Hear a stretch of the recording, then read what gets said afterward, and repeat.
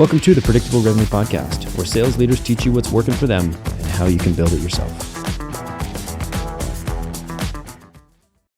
This episode of the Predictable Revenue Podcast is brought to you by our sales coaching and consulting services. Are you looking to create repeatable, scalable, and predictable revenue? We've helped thousands of companies grow their business with tailored expert advice backed by testing to ensure they establish the best practices that'll work for them. Head over to bit.ly/predictable revenue coaching to learn more. We know as salespeople, whether that's prospecting or whether that's closing or a combination of those things, that standing out from the thousands of other sellers out there is one of the toughest things to do.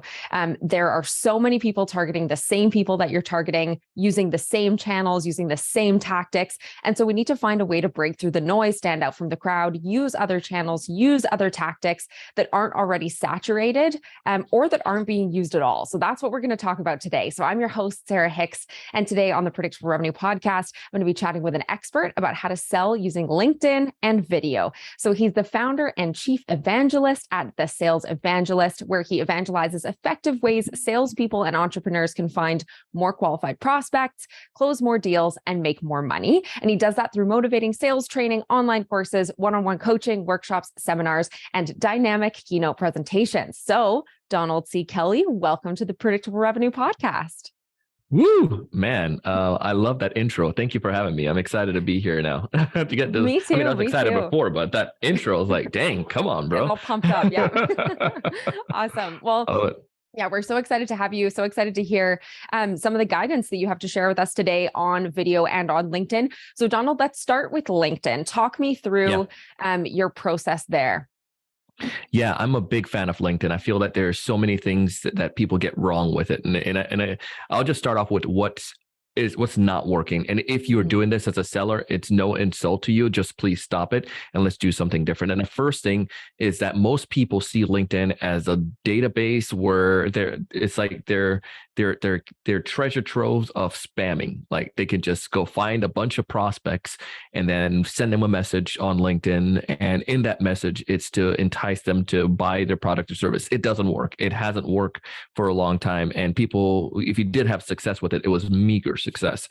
There's a much better way. So that's what you need to stop. The three things that we tell people when it comes to LinkedIn is that it's a long-term game. Like it's nothing that you're going to just jump in right in overnight and automatically just start booking a ton of appointment from spamming. What you're going to need to do is three things. One is connect with the right people. Two, share relevant content, and three, engage with those individuals. So, you can stop me at any time. You feel free, Sarah, as we're going through this, because I get pretty stoked about it. But the first part is connecting with the right people. Oftentimes we see that but sellers often don't have a strategy when it comes towards their connection or the people that they're connecting with. You want to make sure your ideal customer profile is who you're looking for. And obviously, if you're practicing something like an ABM strategy where you're going for certain individuals within an organization, you know who you're going for. I highly encourage sellers to take advantage of the opportunity of sending out say 5 to 10 connection requests to those people per day. So think about this. If I have folks that I'm going for VP of sales at companies, maybe in, tech space, selling to mid-market or whatnot. If that's the case, then I should be reaching out, connecting to 10 of those individuals per day with a personalized message towards that individual. What I like to do with my connection requests, I always end it with a question. I end it with the same question. So I'm pretty predictable in that sense, no pun intended. But the idea is, I would say something to the nature of, hey, Sarah, I see that you're in where are you at, Sarah? What city? Predictable Revenue in Vancouver. Yeah. Okay. So I would say, hey, Sarah, I see that you're in Vancouver. Out of curiosity, is XYZ a really good restaurant or is up for the hype? And it may be a local spot that people know about. And the beautiful thing about that is that people love their local area. They're going to like, oh my goodness, it's so great. Or no, it's awful. But it starts engagement. And that's all that I want. And then at the end, I'll say, P.S., permission to connect here on LinkedIn. And you're going to more than likely connect back with me. I'm going to engage with your content. You probably share things, or your company probably share things. So I'll engage with your content. And that starts the relationship or starts the conversation in that process. And that's the connecting side. Any questions so far on that? I guess when we're thinking about the ideal customer profile and who we should be connecting with, one of the limitations we know we have with LinkedIn these days that's relatively new, relatively new in the scheme of LinkedIn, but a little older, is the limits that we have on connection requests. So how do you pick that 5 to 10 people to connect with per day if you've got kind of a larger total market that you're trying to go after? Yeah, I think LinkedIn, is it 50 connection requests per week? I think they send. I think Honestly, I I'm can't not remember even the sure number. these days. Yeah. I think it's 50. And I think that's plenty enough, especially if you're doing some kind of ABM strategy. And even if you're not, it's just still being able to equip your pool or bring more people into your pool. And I mean, over the course of like a month, that's like 200 people you're adding per month. So that's a lot, right? In that sense. So you have those opportunities. And then obviously I recommend sellers check out Sales Navigator. If they're not doing so, you can check out Navigator. And the other part that LinkedIn has is the follow capability as well. And so that allows for you, maybe they're not someone that's going to be your ideal customer that you need to make sure have a full connection with, but following them can give you the opportunity to engage and to tap into what's going on with them. So that's how I would say to get past it. But if you're doing an ABM, it's plenty enough, at least to get started. Yeah, absolutely. Yeah. So when so now you're connecting with folks. The other part so our second part of our strategy that we use internally, and in that connection request, this is where video can start coming in, because many people don't realize that LinkedIn has the video capabilities, and that's on your phone. It's not set up on the computer per se, on the desktop version, but on your phone. Let's say that I did connect with you, Sarah, and we just had this really awesome conversation about this beautiful restaurant in your neck of the woods, and we started engaging about it. Then I might even send a video. Make it as natural as possible. So pretend like I'm leaving at the end of the day, or that I'm just like walking, outside, taking a little break. Maybe you work from home. Might say, "Hey, Sarah, I wanted to put a face with a name to let you know that I'm not a robot." But that's a little video that engages you and pulls you in. Or maybe I'm at my favorite spot in our city and say, "Hey, this is our favorite. If you come to South Florida, you got to make sure you check out Little Havana, because this is our spot," or whatnot. But now again, I built a little connection with you and started a dialogue. Still no pitching yet about our services or whatnot.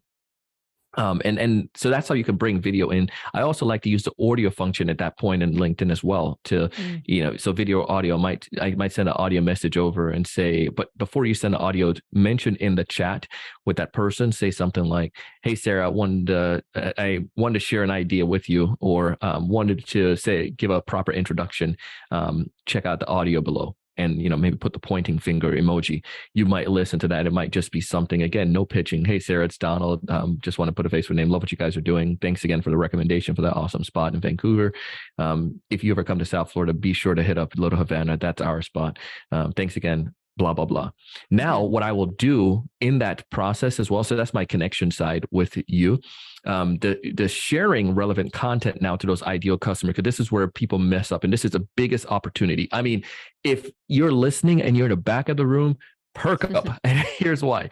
Because LinkedIn right now, at the end of last year, they have close to, or right now, probably about 800 million users on LinkedIn. Let's say active users, people who are logging in once a month, let's say half of that. So let's say 400 million people. That's a whole bunch of people, right? So if that's the case, but think about it, only 2% of those people are posting content on LinkedIn. 2% monthly are posting content on LinkedIn. So think about the folks who are sharing relevant content. And the challenge is TikTok kind of have this. A lot of people don't share on TikTok, but Facebook doesn't have that problem. Twitter doesn't have that problem per se, and Instagram, because people are willing to share their photos. But when it comes to LinkedIn, they're like, "Oh man, it's a professional network. I don't want to sound like an idiot." Like, who cares? Share something. You have expertise. You have a job in a field. You know something that most people don't know. And now you understand those ideal customers that you have, those people that you're connecting with. What are some of the issues that they have on a day-to-day basis? I don't know, for us, in a sales arena, we know some of those things, maybe like building pipe, hiring right people, retaining people these days, going through tough economic times. Like, can I share relevant content towards that? And by me doing that, it's amazing how my engagement will start. And I'm not talking about posting daily. It's just like once a week. If you were to post relevant content, you're going to be in a different echelon. Those people that you're connecting with now could see that stuff. And then you can also obviously tag them and engage in them. But that's where a lot of people miss the boat. And then also taking advantage of polls. Like polls also bring more people into your pool. And this is where the engagement side. So I'm going to tap into that real quick. And a part of the engagement strategy is now when anyone comment on that, anyone that likes that post, I go and look at those and I see if they're in my wheelhouse, if they're one of those ideal customers. And then I drop them a message. So I'll say, hey, Sarah, I saw that you interacted on my poll about, about hiring going on, or hiring situations. I appreciate that. Anything that stood out to you? Engagement. Now I start the conversation and then we will go from there. And then maybe I'll say something like, out of curiosity, what are you guys are doing right now when it comes towards your the hiring challenge? Well, we're doing some of this, blah, blah, blah, blah, blah. And I might go in and say, well, I have an idea that maybe you can try. We've used this with some of our other clients. So you're open to a 5 to 7 minute call, right? And that usually leads to an opportunity where we can jump on a phone call. And it's amazing. Now, is that appointment going to be jumped up and they're ready for a demo? No, but I'm having a conversation with you. And then that usually leads to learn about our product and our services. This is one thing that our team uses on a day-to-day basis. And it's amazing how our inexperienced BDR is able to set appointments because of that simple strategy of just sharing relevant content, engaging with people. Interesting. I was going on for a minute there. Sarah, come on, give me some questions. What do you think? What are your thoughts? Yeah. One of my questions is, if you are new to kind of posting content on LinkedIn and you're trying to keep some sort of regular cadence going so that, I don't know, because I think a lot of people get that little motivation to do it and they'll be like, wow, I've got 4 posts that I know are so cool. And then you do it for a week and then they forget about it. So how do you, I guess, continue the motivation and plan out a content strategy? Or is it even that planned out? Yeah, it's not that deep, but I would say just if I ask any seller right now listening to this podcast, tell me what are your top 10 questions you get, scratch that, top 5 questions you get on a day-to-day basis when you talk to prospects. If you go for the whole week, what's the 5 common questions you're going to get? They'll probably, about your service. They're going to rattle those things off. I mean, I'm not talking about how much does it cost or anything like that, but particularly if you're selling software, does it integrate with this? How does this work? In this environment, is this going to be effective for us to use your type of engagement tool? You get those. Those are the kind of posts that you might want to look at. And then also think about the 5 common problems that your ideal customers have or that they might face. And if you can't figure those out, go to the job description. So if you sell to HR managers, just go to Google and just search HR manager responsibility. And you'll see probably like the top 15 things that the job posts require.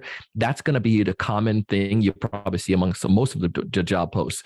So what you want to look at is then identify what some of these, how can I help with this? Could I identify something around this? So maybe if the HR manager is to, make sure we have relevant training, or make sure that we have, they're responsible for, onboarding new clients, new team members.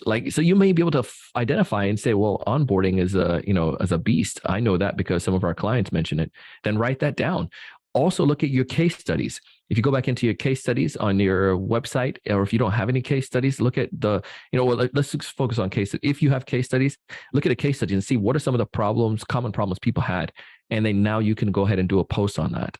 And then the same idea when it comes towards your sales force, no matter what deals, go into the lost ops or any of the deal one and look at to see what was the first email, the first message that was in there, the first note. And you'll probably see the sellers posted. Spoke with Donald today. He mentioned that they're interested in our, IT management services because of blank reason. Take that reason and that becomes a post that you can write about. So there's so many different ways that you can do it. And also you hear chatter. You can also follow hashtags on LinkedIn. Yeah. So if I'm in an IT world, I'm going to put in the hashtag managed services and I'm going to see what are some of the chatter going on or what are some of the common things that I can then post on. And it's cool to share your ideas. So that's education. The other side is just like you and people LinkedIn has been trying to not necessarily break away from this notion, but they want people not break away from the professional notion, but also let people know you can share stuff about your life. Sarah, the best post that I have every single month or every couple of weeks, and I didn't much purposely do this, is with my son. Everybody just loves the kid, and it's Fresh Cut Friday. So we go get a haircut. So now I'm looking, I need a haircut. So probably this week I'll get a haircut, but I always post, end of the week on a Friday post, hey, look, little man and I just got our fresh cut. And it's amazing how people interact with that so client, fun, friends. Yeah. And it's cool, but it's you. It's not only talking about sales. It's not posting a podcast episode. It's not teaching sales stuff, but there's once every couple of weeks to do that. It gives them, let them know who you are as a human being. And anyways, those are some ideas that you can easily take. And then also the opinions, like you can take, or lessons, life lessons. Maybe you went to Starbucks and you went and bought some, coffee, and somebody was really patient with you. What if you were to take a picture of that Starbucks cups, or take a picture of, something, I don't know, a quote, and say, went to Starbucks today and this is what happened, blah, blah, blah, blah, blah. We need to do more of this. How can we apply this in our industry, in our IT world? Here are 3 things you can do to become more patient with others around you, blah, blah, blah, blah, blah, blah, blah. What are your thoughts? What's some things you do to be patient, especially in the hustle and bustle environment we live in? There's a post, and it's amazing that what can happen with that. So there's so many different ideas. Yeah, very cool. Yeah, I like that you're recommending. It's not like you've got to come up with these things from scratch. Like, they're all around you. They've already been written for you by your prospects, by your customers, by the people that you're interacting with. Or you can just take moments from your life and be authentic. Yeah. Like, it doesn't have to be. You don't have to feel like it's this ingenious brand new thing that you've come up with, and that's the only thing worth posting. Like, you've got so much. Everyone's got so much to post already. Yeah, 100%. Like I'm one that I'm working on. I'm trying to find a picture though, is of my track days. I ran track and field, and there's a bunch of us, like skinny, scrawny track kids in this picture, and one of my track coach Rapke, always spoke about the niche. You got to niche down, find your niche. And I've seen it so important in sales, and I'm like, okay, that's a great way I can talk about this idea for sellers. Like, niche your days. Like, today I might focus on reaching out to executives. Today I might focus on reaching out to the CMO in the company, and today I might focus on reaching out to the end users. Like, focus your niche, and that's where I can teach that principle, while also sharing a cool little picture of me and covering like both grounds. But a simple idea like that. Anyways. Nice. Very cool. So that's on kind of the curation or the creation of posts. Sure. And then on engagement with your prospects, like people, when you follow them, what is the best way to do that? Like, are you liking? Are you commenting? What does that look like? Oh man, Sarah, it is so good. All right. So here's the other part with that is focus on human nature, like human psychology. People are, I'm not going to say we're all vain, but we got a little bit of vanity inside of us. If I do a post on LinkedIn and I see like 5 or 10 people like it, I'm like, man, what's wrong? Like, initially, I don't care who you are. You're going to be like, dang, what happened to it? Nobody likes me. I got connected with several thousand people. But people have that. And what I like to look at, especially on companies' pages. So I go to a company's page, if I'm there, my account-based strategy, and I see how many people have liked. A lot of times they have more likes, but they have a few comments. So I want to be one of those people that comment so I can stand out. And my team will do this. So we will blitz an account, just like we're doing account-based strategy. 3 of us or a few of us might go onto an account that they're focusing on and comment on that. Not like some stupid thing like, oh, nice post, but like, reading their posts and sharing a thoughtful insight. Like, if they're said, yeah, hey, we're, just excited to announce our Series C. I might say, hey, Jermaine, check this out. This company just announced their Series C. Can't wait for us to get to that next level ourselves. But then all of a sudden, Jermaine comes and comments on that. And it's like, it's giving access to our networks. But that marketing person is like, oh, shucks, look at these people. They're engaging. And also I'm going to take that. So that's the company, but also I do the same idea on the individual person that I'm going after. So if I'm, just connected with you, Sarah, and we, had this amazing interview, and you have some few comments, even if you have a few more comments, like, can I make my comment a little bit more thoughtful, or throw a GIF in there? I might say, hey, Sarah, love that episode that you just did with XYZ.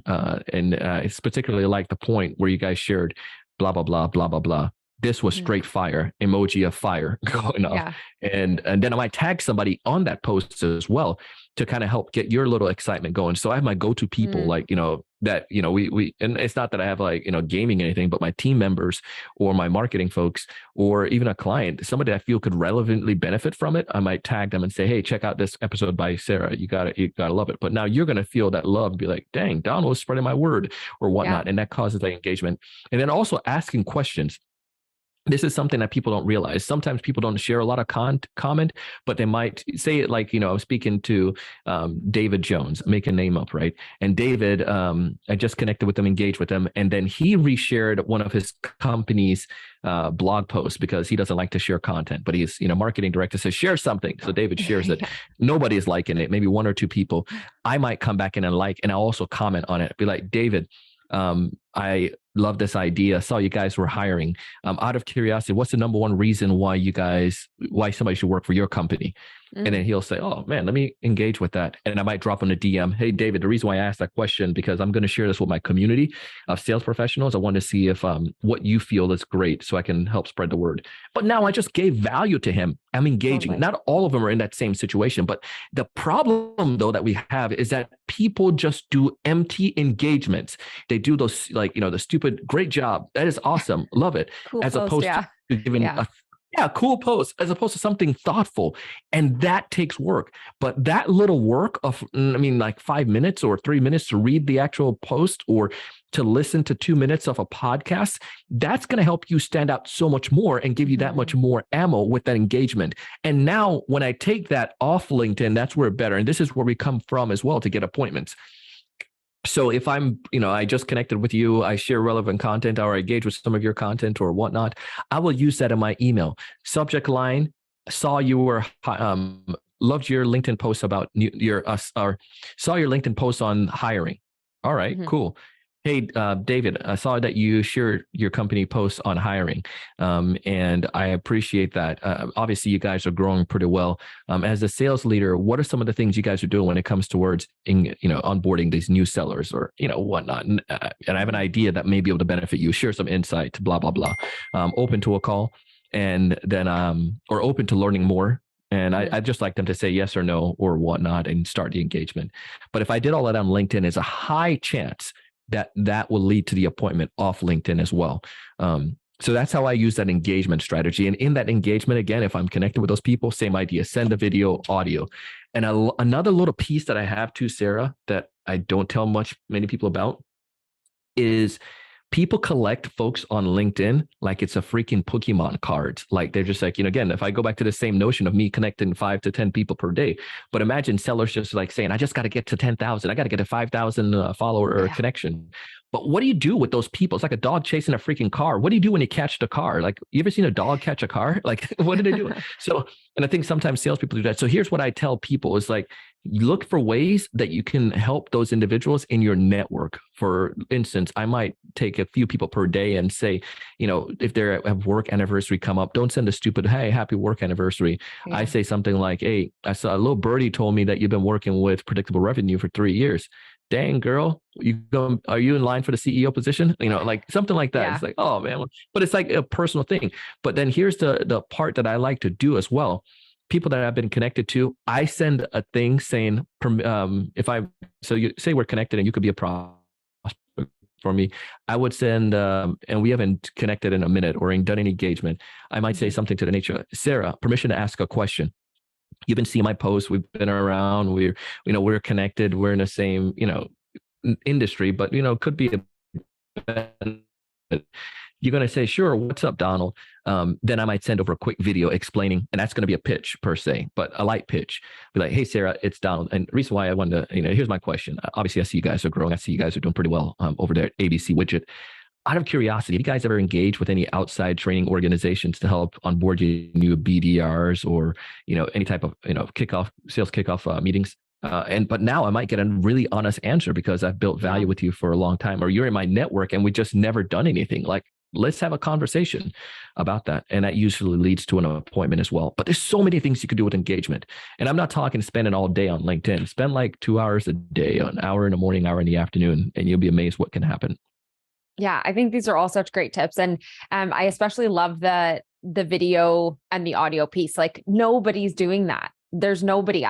In my whole career have received one video on LinkedIn Dang, from I gotta somebody who send you prospects one. me.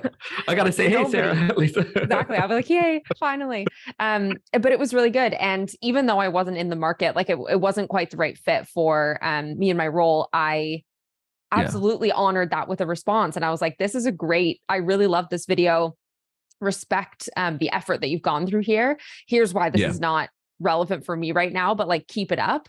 And that's yeah, valuable for that salesperson. Like how many times do we send out an email, a LinkedIn message, make a call, and you just get nothing in response? So you don't know, yeah. is it that the message was bad? Is it that this person doesn't have the need? Is it that I'm actually going after this person that's the wrong ICP? Like we don't know what's going wrong, but if you go through the effort of this really kind of personalized, relevant, clearly human outreach, people are more likely to even give you a no. And that is as valuable as the yes to help you figure out where to focus your energy. Oh, that's like a price of admission for this one here, Sarah. That was like a super big nugget. I love that, and I think oftentimes again like are we swing for the fences, and I feel buyers often feel like they don't want to hurt us as sellers. I mean, I'm Mm, a people person, and I can tell you that I've had to overcome that feeling, like the people pleaser idea, because you're going to get hurt. And I I found that in my buying capabilities too, when I buy from a salesperson, sometimes I'm just like, oh, I don't want to hurt their feelings. I mean, I don't want to yeah. say anything. But then my sales side come back and say, Donald, no, you need to let him know or let her know. So Yeah. I would reply to emails and just say, hey, I appreciate it. We're taken care of. We're well taken care of at this point. We're not of interest or whatnot. But it goes a long way for the Yeah. buyer, for the seller. Yeah. Absolutely. Yeah. Okay, awesome. So that's Yeah. LinkedIn. We've talked through the connection, the engagement, how you actually can message these people using different tactics, using value, Yeah. using video and audio before you eventually make your way to that pitch.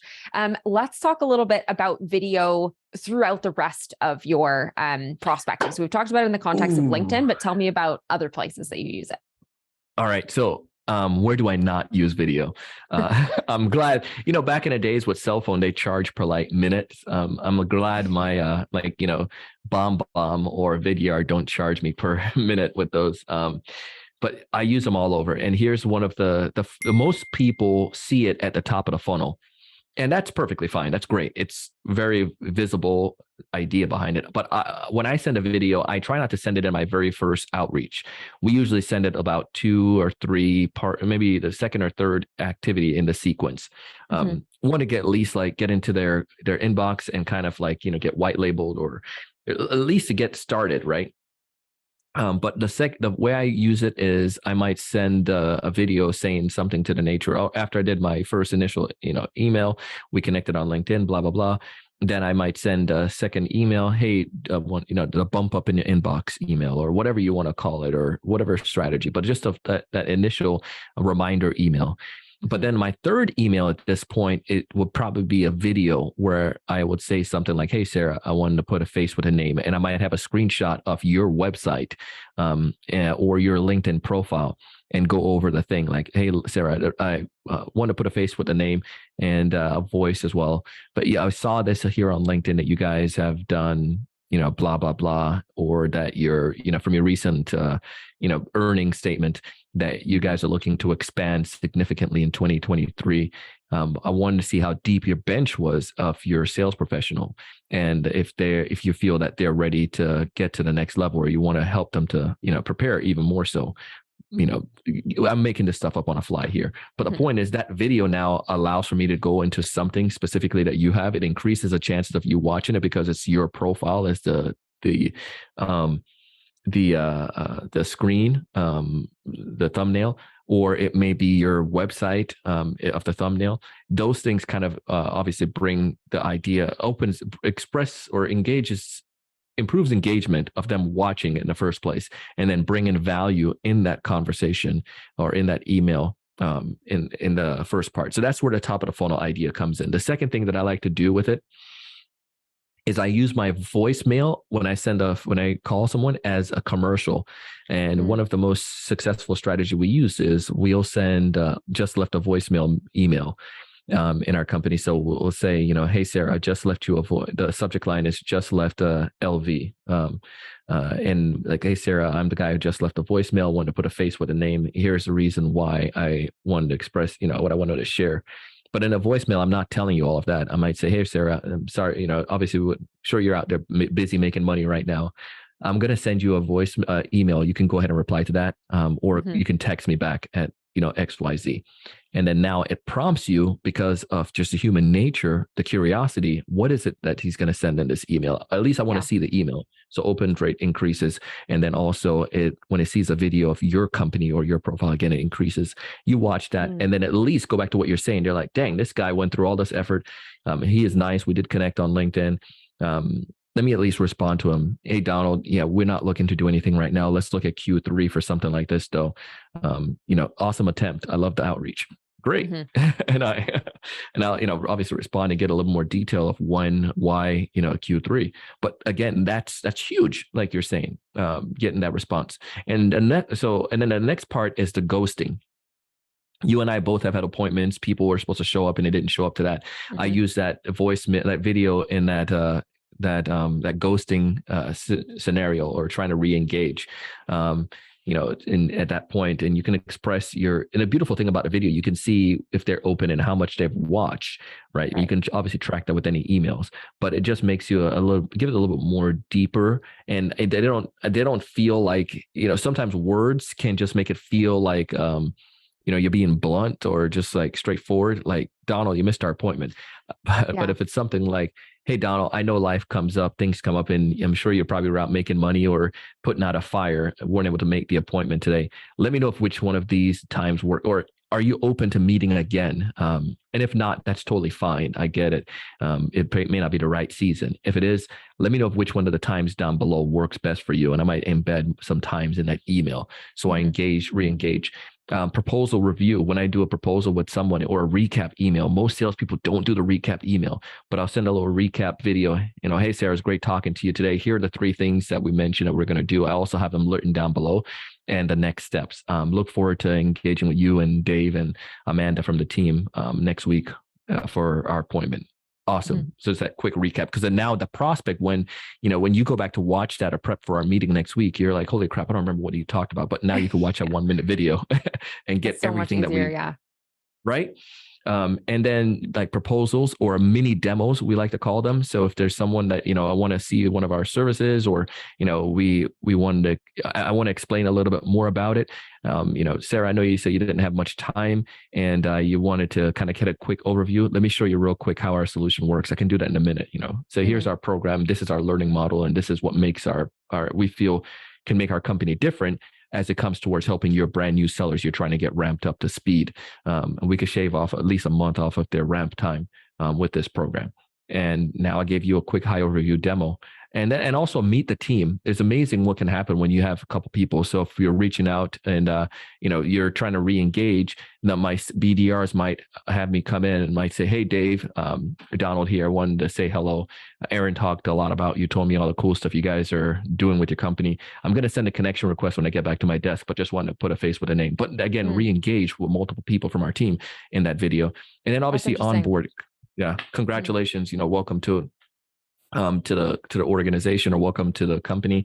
And then the proposal review, I mentioned that one, but if I can't meet with someone, I like to do a proposal review for like a, 5-10 minute meeting where we could jump on. Hey, Sarah, here's, go over the proposal. But if you can't make that, I can do a quick video explaining it, because I can't expect for you to go sell your solution to the committee now. So I might just do a quick video. Sarah, and as you know, you're going to meet with your team and you're going to go over some of the stuff. Here are the 5 things that I want to point out in the proposal. Blank. This is how we're going to solve that problem. That's what we're going to do here. And this is the other problem, blah, blah, blah, blah. Here are the 3 options. And then these are legalese. So if you have any questions around that, people usually have questions about our terms. But here's let me explain that real quick for your folks. But I look forward to meeting with you next week and going further in depth and helping you guys, on board.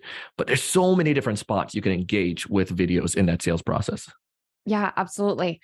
How do you balance the time that it takes to create these personalized videos with the need for kind of top of funnel? I think especially that would be Yes. an issue for prospectors, not so much on the closing side, because of course you want to do everything you can to move things Yeah. through the pipeline. But yeah, I guess especially prospecting, what's the balance there?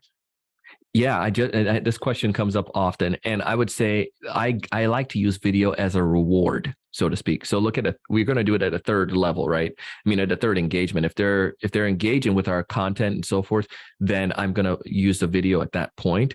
And obviously, if we got the appointment before that, then no need. But if it didn't, I mean, the idea is having a script, but not making it scripted. So if I know the three main bullet points, introduce myself, who I am, and why I'm reaching out to them, and then, tie something in personal. You can find a personal thing really easy if it's from their website or if it's from their LinkedIn profile or just some data insight that they've shared. And again, since we're doing account based, they're having maybe 4 or 5 people in an account that they're trying to get to.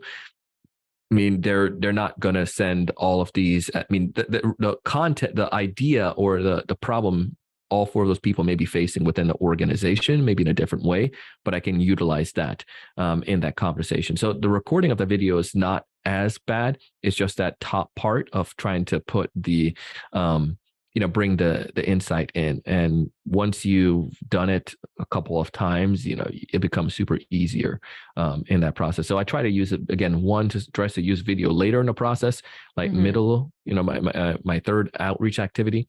And then I'm doing all the LinkedIn stuff and then the first 2 emails. And then 2, I'm making that email kind of like predictable, but I'm also adding my insight and the personalization at the very top. And those things help to go faster. There's a company called Shootsta out there. I just did a webinar with them.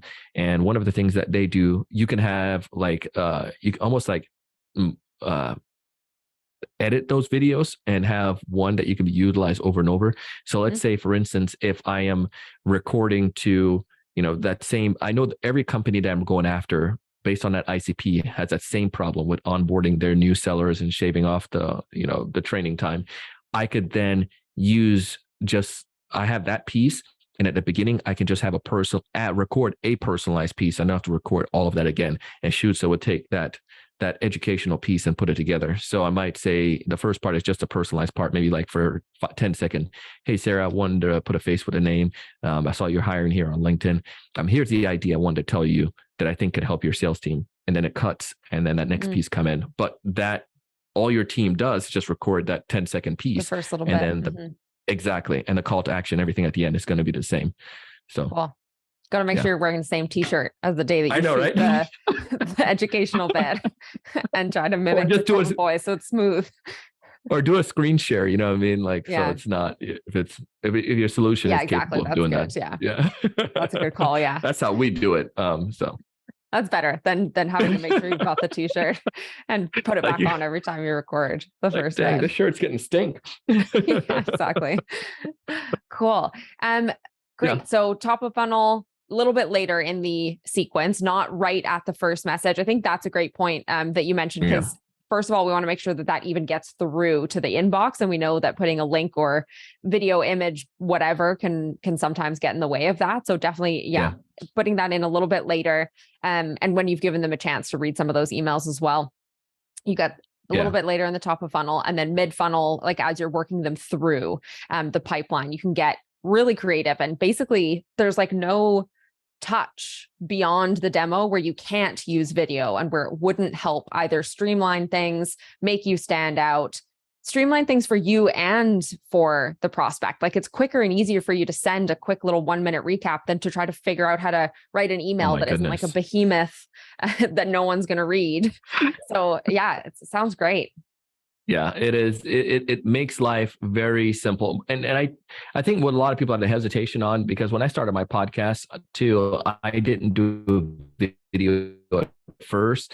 In fact, I did, my first ever one was like a video, but then audio was like, oh my goodness, this is so much easier. But it really was me saying, I don't like the way I look on video, so I'm not going to do it. But then what I realized was my community started to ask for video for the podcast. And I know this is 2 separate things, but the idea though, the mentality was, I didn't want video because I was afraid of what I would look like and about me, as opposed to, is this what people want, and can people, it's going to make their life easier. And clearly people loved it and like videos. So you give the people what they want. So yeah. One last question around video. And again, it's for those people that are going for it for the first time. And I think kind of audio and video, but how do you recommend that people learn how to, I guess, present themselves in a way that's the most kind of effective over these channels? Because some people are more introverted. They don't, like the public speaking thing. They're not confident. So what do you recommend for getting in the habit of that, or kind of working that muscle? Yeah, one of the easiest things that I tell people is just to send crappy videos first. Send that to your team members, send it to your friends, just start testing and sending videos. And that makes it easier for you, because no matter what you do, your first ones are going to be, they're not gonna, I'm just being straight up with you as you're watching this, it's gonna be bomb. You're gonna not gonna do so well. And you're gonna feel awkward doing it. But why not make that awkwardness with your team member, or with your family member, or your partner or spouse or whatnot? Just, send those. And then, once you start getting the hang of it, because the more you do, I think it's Ralph Emerson who said it, that which we consistently do becomes easier. Not that the nature of the thing changes, but our ability to do it improves.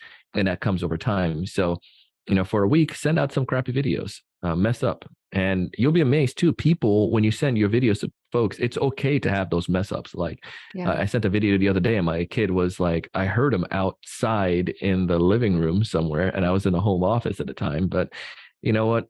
That's life. That's who it is. And that's just, that makes it more engaging for the prospect. And you can see that they watched the whole thing. Very cool. Yeah, absolutely. It's like, it's about the human element. It's more forgiving than an email, because an email we expect to be perfect, no grammatical mistakes, like all these things. Whereas it's okay if you think of a word or stumble and say the wrong word over video, because all it does is show that you are a real person. And that in and of itself, because no one else is doing it, is making you stand out, which is the point. Yeah, it is. It is so easy. And the other part to that too, I really love. Yeah, people are forgiving. And I think oftentimes we are our biggest critic. We will scrutinize everything after we send it, when the other person didn't even realize those problems. Like this morning we jumped on and I mentioned, hey, the landscape guys are outside. And I don't think you said you didn't hear it or whatnot, but I was more self-conscious. I'm like, oh, Sarah going to think I'm just horrible podcaster, that I have bad noise. But sometimes we tend to be our own critics. So just live life, enjoy it, and have fun. And don't sit there, read when you send those things. I like to when I do training with folks about video, I just say, just have a conversation with me. Pretend, let's have a convo, you and I talking.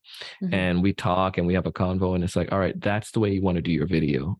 Don't do like, hi, my name is Donald and I am with the Sales Evangelist, and we offer a training program that can help you. Like, no, if I ask you what we do, you say, yeah, my name is Donald. We have a training program that can help you be like, do that. Just talk like that. It doesn't have to be like professional. You don't have to be Walter Cronkite or anything like that. So that's it. Yeah. Great point. And I think that's a perfect place to wrap it up. We've talked through LinkedIn, we've talked through video.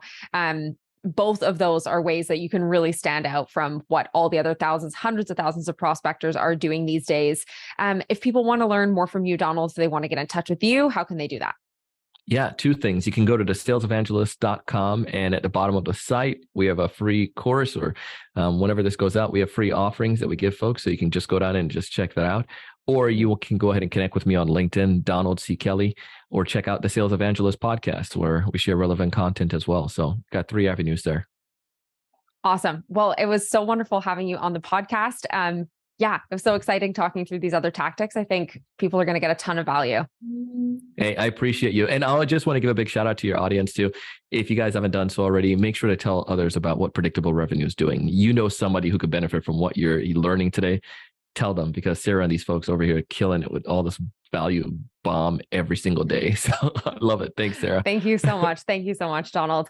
And thank you to all of you for joining us on another episode of the Predictable Revenue Podcast. Please, if you haven't already, hit the subscribe button on YouTube so that you can be notified each week when we have great guests joining us, like Donald, sharing all the tips and tricks about how to do better prospecting, selling, everything in between. We'll catch you next time.